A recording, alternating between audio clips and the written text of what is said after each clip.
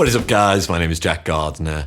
Welcome back to another free lesson on Friday. I believe this is number 46 or maybe even 47. So we're nearly at a year's worth of these. Basically, I started these all the way at the beginning of lockdown in March as kind of something to give back to you guys, something to work on. And yeah, I'm blown away by how it's all grown. Before we go into the teaching part of this lesson, I just want to say, as always, please make sure you like, comment, subscribe, click that little bell for notifications.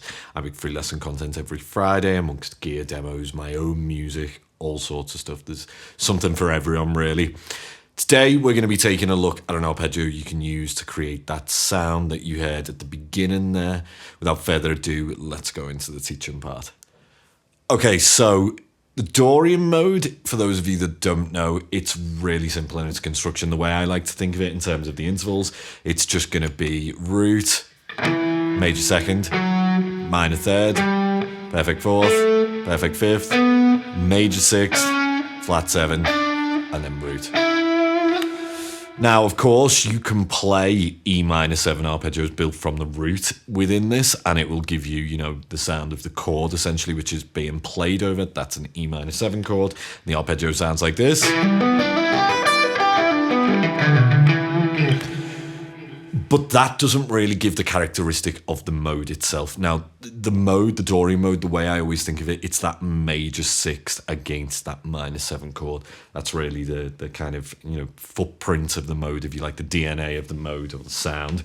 Now, one way to achieve this, it's actually something that I always used to think of as playing E minor 6 arpeggios. I used to call them in my head when I was first looking at this. Little did I know that they were actually just minor 7 flat 5 arpeggios built from a certain degree in the scale. Now, that degree in the scale is actually going to be the note C sharp if we're in the key of E. That is the major sixth. Now, what do I mean by this? Well, essentially, I'm just going to build a minor 7 flat 5 arpeggio starting from C sharp. So I'd get these notes.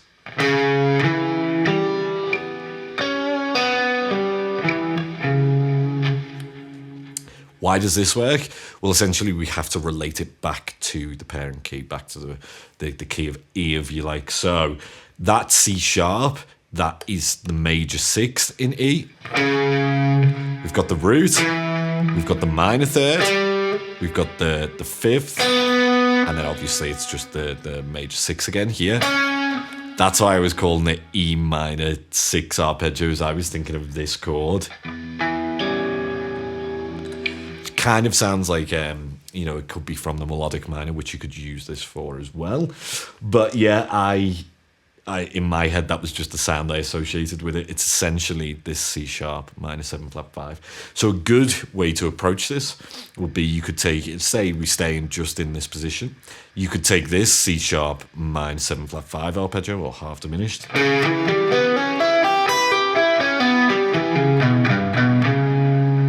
And you could take the E minor 7, which is just here.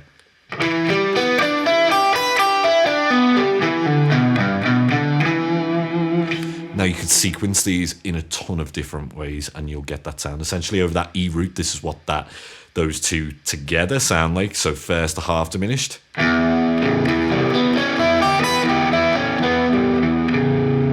then obviously the minor 7.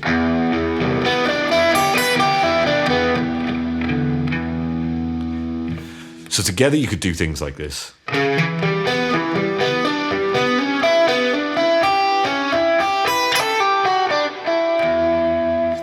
Now obviously we are just limited to one position here. There's a ton of different ways you could do that across the fretboard, but I just find it's a really nice way of getting that characteristic Dorian sound. I'm sure you heard a lot of that at the beginning there.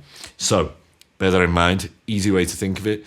Just go to that major 6th degree of your Dorian scale and build a minor 7 flat 5 arpeggio from it and see what kind of sounds you can come up with. I hope this was all helpful, guys. If you are interested in more in-depth lessons, then please do check out the lessons over at my website. I would recommend for this kind of stuff, there's a package in there called One Chord Grooves that will really help you out with defining, you know, certain modal sounds. yeah, what is it that you guys want to see in the next lesson? As always, I'm all ears. In fact, most of these lessons have come from suggestions down in the comments section below. So yeah, let me know what is it you want to see in the future. I'm all ears. Guys, thanks so much for watching. Make sure to like, comment, subscribe, click that little bell for notifications. My name is Jack Gardiner. Until next time, cheers.